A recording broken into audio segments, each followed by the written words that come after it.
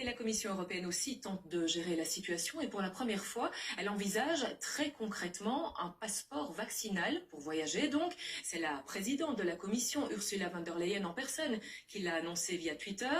Elle va proposer un cadre de loi pour ce qu'elle appelle le Digital Green Pass. Alors Annie Capel, bonsoir. Que sait-on déjà de ce fameux pass censé ouvrir les frontières?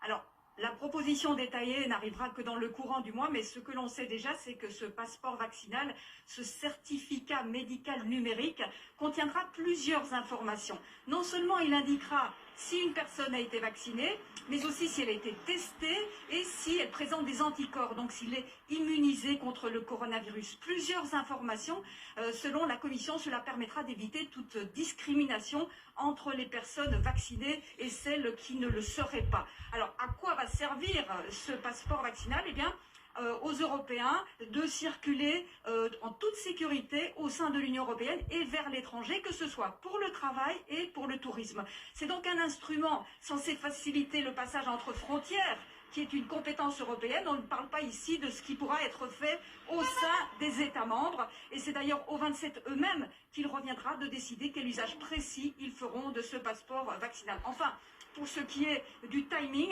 eh bien, si tout va bien, le temps de régler tous les aspects techniques, ce passeport vaccinal devrait être prêt juste avant les vacances d'été.